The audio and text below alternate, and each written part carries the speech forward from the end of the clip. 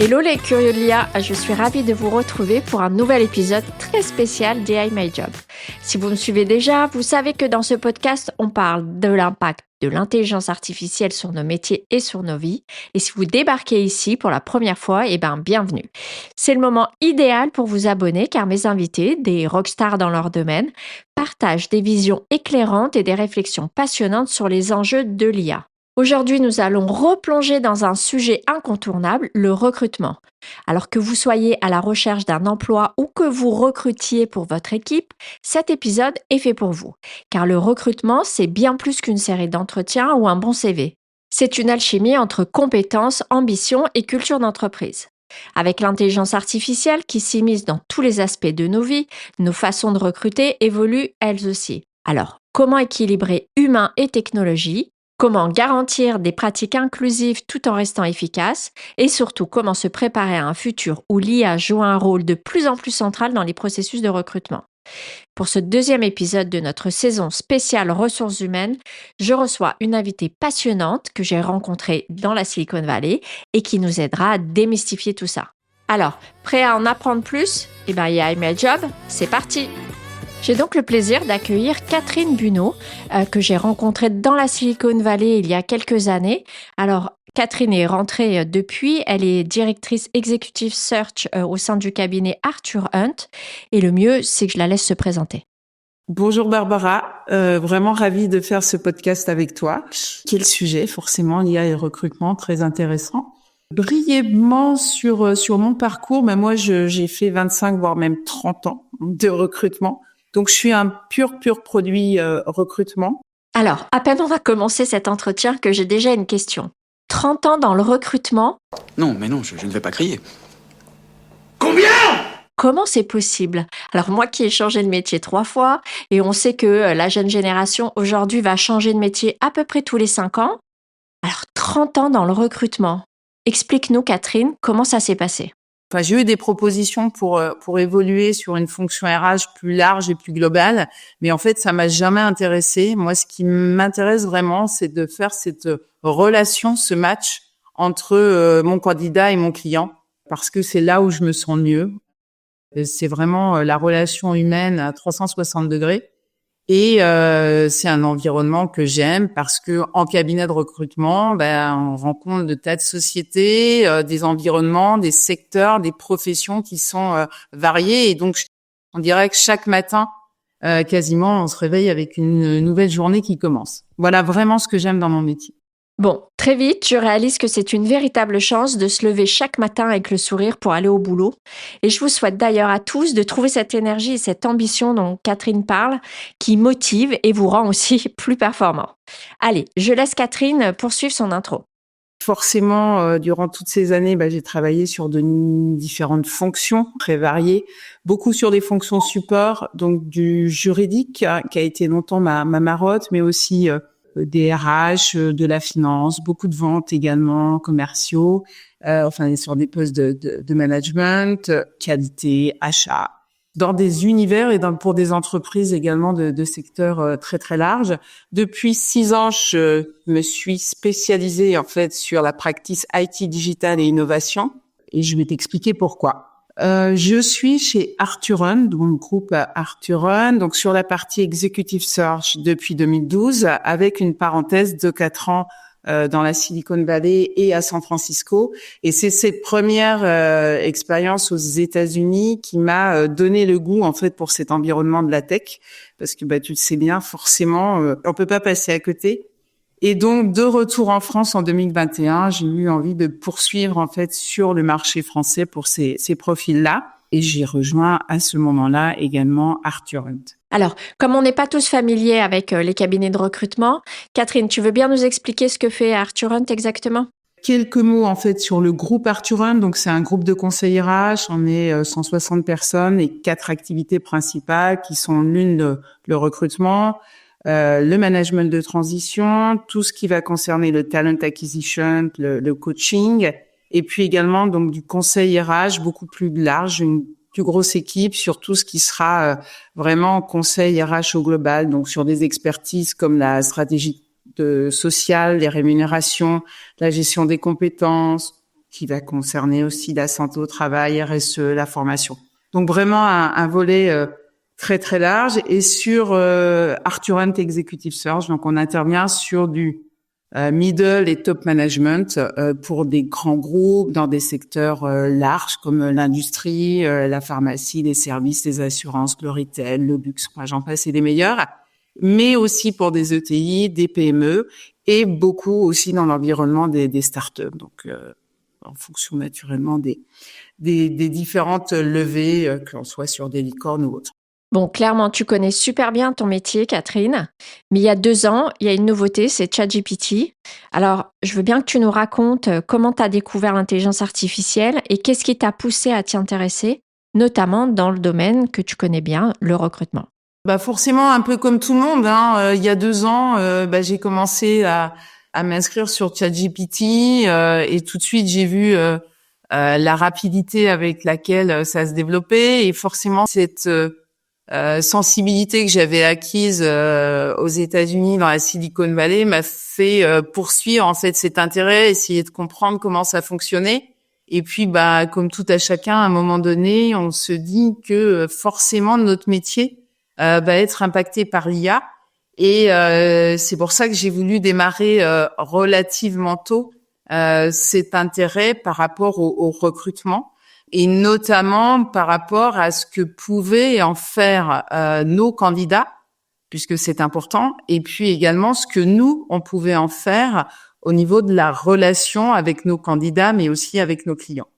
Alors Catherine, tu parlais de l'évolution du recrutement de ces dernières années et pendant longtemps, les recruteurs avec leur système d'ATS et leur processus d'automatisation de revue des CV avaient un avantage technologique sur les candidats.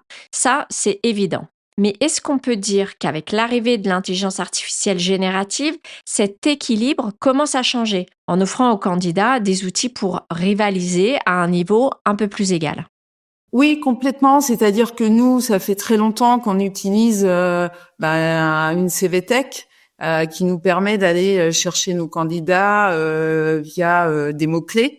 Donc ça fait très longtemps. Si tu me demandes, par exemple, l'évolution du recrutement il y a 2 ans et aujourd'hui, c'est vrai que ça a beaucoup plus changé pour le candidat, puisqu'aujourd'hui, il a cette possibilité de pouvoir travailler son CV en fonction de l'offre ou de l'annonce à laquelle il répond, de pouvoir faire sa lettre de motivation, de pouvoir arriver préparé en entretien parce que plutôt que d'aller faire une recherche Google qui va prendre plus de temps, directement sur ChatGPT ou autre, il va savoir qui est l'entreprise dans laquelle il postule, le chiffre d'affaires, quels sont ses concurrents, quel est le positionnement. Ce que nous dit Catherine, c'est que l'intelligence artificielle semble niveler le terrain entre recruteurs et candidats en offrant aux deux des outils hyper puissants. Du côté des recruteurs, les ATS et les solutions d'automatisation permettent de trier et d'analyser les candidatures avec une grande précision. Mais du côté des candidats, ces outils leur permettent de mieux se préparer et surtout de mieux se présenter. Alors selon toi, Catherine, comment cette évolution impacte-t-elle la qualité des échanges et des processus dans le recrutement? Est-ce que c'est toujours un avantage pour les recruteurs d'avoir des candidats mieux préparés et mieux armés? Ou est-ce que vous avez peur que ces candidats deviennent plus forts et plus puissants et réussissent à déjouer les stratégies de cabinet de recrutement? Ça le rend plus puissant, ça le rend surtout meilleur, à condition, parce qu'on voit encore des candidats qui arrivent en entretien pas forcément préparés, mais ça peut le rendre meilleur. Et donc moi, c'est plutôt pour moi un atout, comme ça l'est pour un RH en entreprise, de savoir que le candidat qui est en face a vraiment pris le temps de s'intéresser à l'entreprise qui est en face ou dans l'entreprise ou au manager qui est en face. Plus général aujourd'hui, au niveau des cabinets de recrutement, moi, ça me dérange pas que le candidat soit plus armé. Au contraire, c'est mieux parce que je te dis, il va être meilleur pour se présenter, se vendre et connaître le client. Donc, c'est tout à notre intérêt en tant que cabinet de recrutement d'avoir en face un client qui reconnaît la qualité d'un candidat qui a vraiment fait la démarche de se renseigner sur l'entreprise. Et ça, on se rend compte que finalement, tous les candidats ne le font pas et qu'on a encore des candidats qui arrivent en entretien en touriste. Mais en tout cas, moi, ce côté IA pour le candidat est vraiment quelque chose d'intéressant. Alors, à la vitesse où progresse l'IA, on pourrait s'attendre à ce qu'il existe déjà des outils capables de trier automatiquement tous les CV reçus par les cabinets de recrutement et de sélectionner les candidats selon les critères des clients. Pourtant, on n'a pas l'impression que ces technologies se généralisent rapidement. Est-ce que tu peux nous expliquer pourquoi ? D'une, parce que notre métier, c'est de l'humain. Et on n'a pas envie que ce soit forcément une machine qui le fasse. Et je pense qu'aujourd'hui, l'IA n'est pas en mesure encore de le faire, même si beaucoup travaillent sur le sujet. Et puis, il y a toutes les questions RGPD. Parce qu'aujourd'hui, on a effectivement encore beaucoup de données qui partent aux États-Unis. Et l'idée, c'est vraiment, en matière de sécurité, de confidentialité, de pouvoir permettre des hébergements en France et d'éviter que des données partent. Après l'utilisation qui en est faite, je pense, dans la plupart des cabinets de recrutement aujourd'hui, c'est vraiment une utilisation qui va nous permettre de faire un gain de productivité sur notamment la rédaction de la job desk. Ça peut être effectivement sur la rédaction, la préparation du dossier de candidature. Ça va être de simplifier en fait un briefing avec un client et avec le chargé de recherche. Donc ça va être un travail qui va nous faire gagner du temps, et on sait tous que c'est pas forcément ces choses là qui sont les plus sexy du métier. Ce qui est intéressant dans le métier, c'est de pouvoir faire le bon match entre les attentes d'un client, les besoins, et également le candidat, et là où il a envie d'aller et là où il a envie de travailler. Et on sait très bien que l'être humain, qu'est-ce qui va faire qu'on va pouvoir envisager que les gens travaillent ensemble? C'est simplement qu'ils en aient envie. Et pour qu'ils en aient envie, il faut qu'il y ait cette rencontre. En fait, je pense qu'il y a beaucoup de gens qui, aujourd'hui, mais on le voit aussi en interne au sein des DRH, c'est qu'en fait, c'est tout ce qui va concerner les données personnelles, qui est dans le recrutement forcément un volet très très important. Donc il y a aujourd'hui beaucoup de personnes qui sont réfractaires. Bon, c'est sûr, même dans les cabinets de recrutement, il y a toujours une équipe du c'était mieux avant. Mais globalement, comment vous l'utilisez, l'AI, dans ton cabinet, Catherine ? Après, on a aussi des personnes qui ont une gêne dans la rédaction ou l'accompagnement sur un dossier de candidature, en se disant moi, le rédactionnel, c'est quelque chose qui est important pour moi, j'ai besoin de me poser pour pouvoir écrire le compte-rendu d'entretien à mon client, mais on passe beaucoup trop de temps sur ce modèle-là, alors que avec l'IA, sans que c'est pas l'IA qui fait le compte-rendu d'entretien, c'est pas l'IA qui va analyser le candidat, c'est nous. Donc on prend en fait les briques importantes de l'entretien, et puis on continue à broder, on continue à rédiger. C'est pas l'IA qui va nous donner les soft skills, c'est nous au fil de l'entretien qui les avons définis. Donc c'est là où on se dit que on a encore besoin de nous, parce que ce travail-là, c'est pas la machine qui va pouvoir le faire. Après, commercialement, elle nous aide aussi à connaître son client. On a besoin de connaître le marché, de connaître l'entreprise qu'on va rencontrer, de voir ses clients, de connaître ses concurrents, de connaître un certain nombre d'informations qui font que on va être devant notre client et qu'on va maîtriser effectivement son secteur, son environnement. Et donc ça, c'est positif, parce que le client se dit tiens, là, j'ai quelqu'un qui comprend, qui peut comprendre ma problématique. Et ça, c'est important. Bon, côté cabinet de recrutement, c'est clair, vous gagnez en productivité et en efficacité. Mais côté candidat, qu'est-ce qui se passe ? Parce que personnellement, quand je parle à des candidats ou à des copains qui cherchent un job, les avis sont très partagés. L'IA n'est pas toujours bien vue, surtout quand ils me disent que face aux algorithmes et aux biais qu'elle comporte, leurs chances sont réduites à peau de chagrin.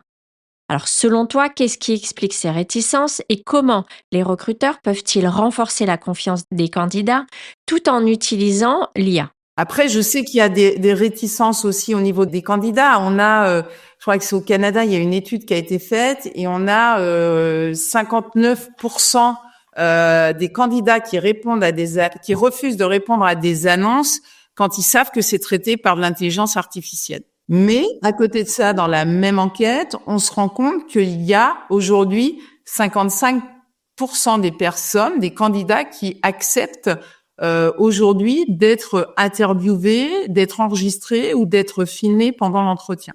Donc ça aussi, c'est une donnée importante.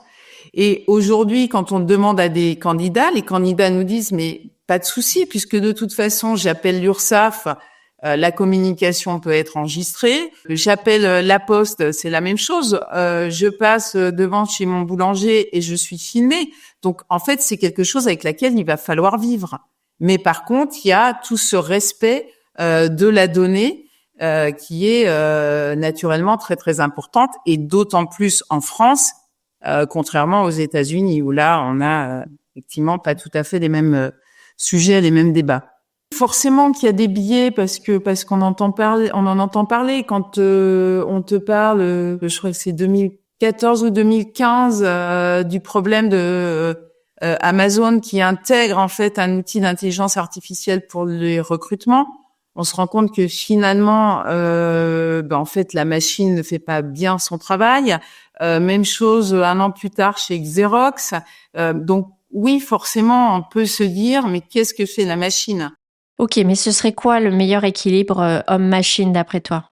Le sujet, c'est que aujourd'hui, d'accord, il peut y avoir un outil, mais derrière la personne qui va prendre la décision de savoir que Paul, Pierre ou Jacques vont poursuivre le procès chez le client, c'est pas la machine. C'est moi, c'est tous les consultants aujourd'hui en cabinet de recrutement ou les RH en entreprise. Et ce sont des humains. Je pense que je suis pas suffisamment au fait de ce qui se fait dans certaines startups parce que je pense que j'aurais pas ce discours-là si j'en avais vraiment conscience. Parce que je pense que ça va pas tarder. Mais qu'est-ce qui fait qu'aujourd'hui, j'adore mon métier? C'est cette relation que tu crées avec ton candidat. En fait, on va pas juger un candidat sur 1 heure d'entretien. On va juger un candidat sur 1 heure d'entretien, sur une demi-heure parce qu'on va faire un débriefing de test de personnalité, sur les 1 mois, 1 mois et demi sur lesquels on va avoir des échanges avec le candidat. On va créer un lien. Et ça, je pense que la machine, elle en est pas capable aujourd'hui. Mais peut-être que dans 2 ans, dans 5 ans, ça sera différent. Mais aujourd'hui, ce lien-là n'existe pas encore. Bon, justement, parlons candidat. Si tu avais un conseil à donner à quelqu'un qui cherche un job, ce serait quoi ? Le conseil que je donnerais, c'est très simple, c'est le profiling LinkedIn, puisque ça reste effectivement, comme Laetitia le disait sur le podcast précédent, c'est notre meilleur ami aujourd'hui. En tant que recruteur. Donc oui, effectivement, il faut que le profil LinkedIn soit vraiment bien affûté. Et c'est vrai qu'on va aller chercher les profils sur des mots-clés au niveau de cet outil-là. Ensuite, pour un candidat, c'est être au fait de ce qui se passe dans son environnement, dans son secteur. C'est ne pas hésiter à aller à des événements, ne pas hésiter à élargir son réseau. Ne pas hésiter pour certaines personnes à réellement indiquer qu'ils cherchent du travail, puisque aujourd'hui tous ne le font pas. Et c'est vrai qu'on sait très bien que trouver un travail, c'est une rencontre à un instant T qui est importante. Alors il y a l'IA qui va être nécessaire, mais moi je le vois plus sur de la préparation aux entretiens aujourd'hui. Tout le réseautage, je pense que là encore, vis-à-vis du candidat, c'est de l'humain. C'est prendre son téléphone pour solliciter des personnes, pour les rencontrer, pour aller boire un café, pour aller leur raconter une histoire. Ça, c'est de l'humain, c'est pas la machine. Allô, Détresse Amitié. Je vous appelle parce que je suis très seul ce soir. Eh bien non, monsieur. Justement, vous ne l'êtes plus. Toute l'équipe de Détresse Amitié est là qui vous écoute. Et ce candidat d'aujourd'hui, il a quoi de plus par rapport à un candidat d'il y a 2 ans ? Donc les changements pour un candidat il y a 2 ans et aujourd'hui, pour moi c'est très simple, c'est effectivement l'utilisation dont on a parlé qui peut faire de l'IA pour mieux se présenter et être encore meilleur chez le client. à condition naturellement que le poste et le client l'intéressent, parce qu'on sait que aujourd'hui et de plus en plus le candidat est roi. Donc c'est vraiment aujourd'hui cette différence-là que je peux remarquer. Bon, clairement, à ce moment-là, la conversation, j'ai quand même envie de poser une question à Catherine. Comme tous les cabinets de recrutement gagnent en productivité, je me dis que peut-être un jour, ces cabinets de recrutement pourraient répondre aux candidats qui envoient des candidatures, parce qu'aujourd'hui, les candidats ne reçoivent jamais de réponse quand ils envoient des CV. Alors Catherine, tu nous éclaires là-dessus ?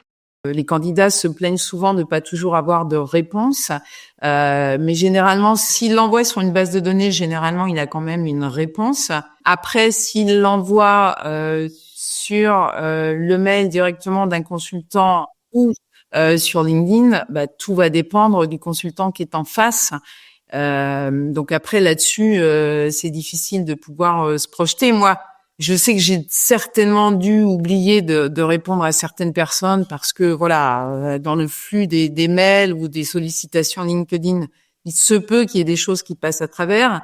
Mais personnellement, moi, je sais que depuis quelques mois, je me suis donné comme consigne de recevoir au moins sur LinkedIn, donc sur des profils seniors, sur des contacts LinkedIn, je reçois 4 candidats par semaine avec lesquels je vais passer une demi-heure en Teams pour pouvoir tout simplement faire connaissance, se rencontrer. Je sais ô combien c'est difficile de chercher du travail. Je sais que c'est une démarche qui n'est pas facile.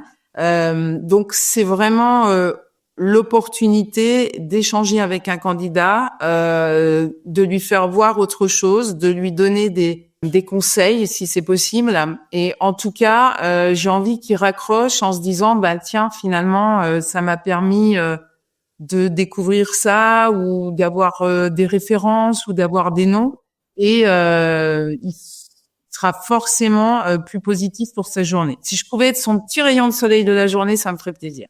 Bon, c'est canon, mais j'imagine que tous les recruteurs ne sont pas comme toi. Alors comment tu décrirais la relation candidat-recruteur aujourd'hui ? Assez déséquilibré, oui. Enfin, ça fait quand même déjà quelques temps que on court après les candidats.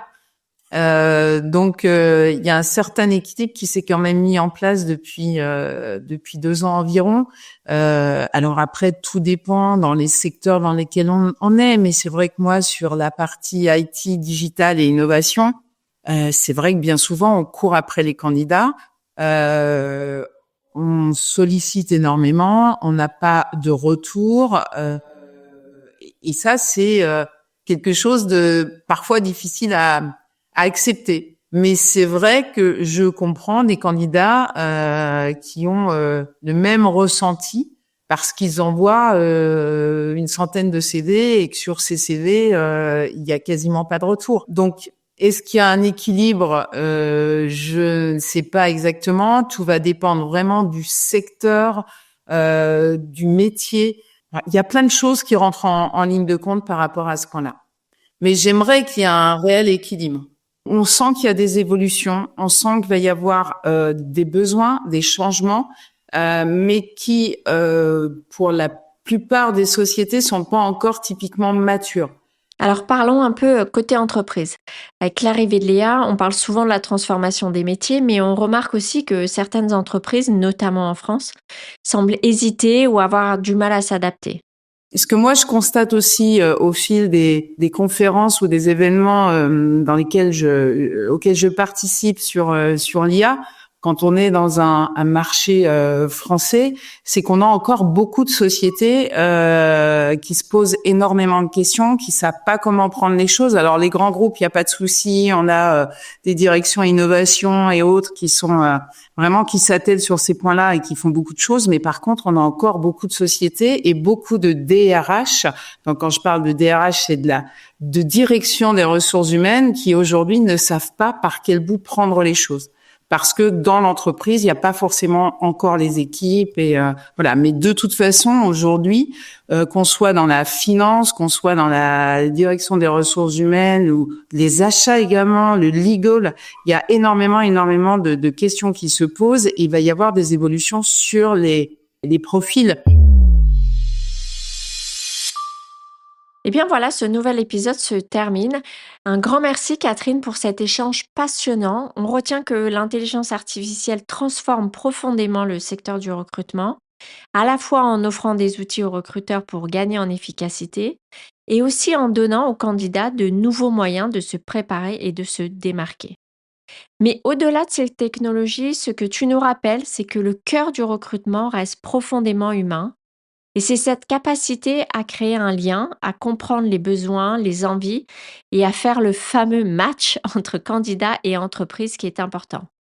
Cet équilibre entre humain et technologique sera sans doute le défi des années à venir et comme tu l'as si bien dit, on voit déjà les premiers changements se mettre en place, notamment dans les grandes entreprises, mais aussi petit à petit dans les PME et les startups.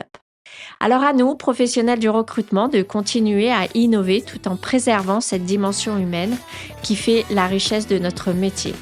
Alors, encore merci Catherine pour ton expertise et ta vision éclairante sur ce sujet clé. Et si cet épisode vous a plu, vous a fait réfléchir, râler ou vous a fait sourire, n'hésitez pas à vous abonner à AI My Job. Laissez-nous un commentaire, mettez-nous plein d'étoiles, ça aide le podcast autant qu'un algorithme bien entraîné. Et puis, partagez autour de vous. Je vous donne rendez-vous au prochain épisode pour continuer à explorer comment l'intelligence artificielle transforme nos métiers et nos vies. Et en attendant que les robots ne prennent nos jobs, eh bien, travaillez bien!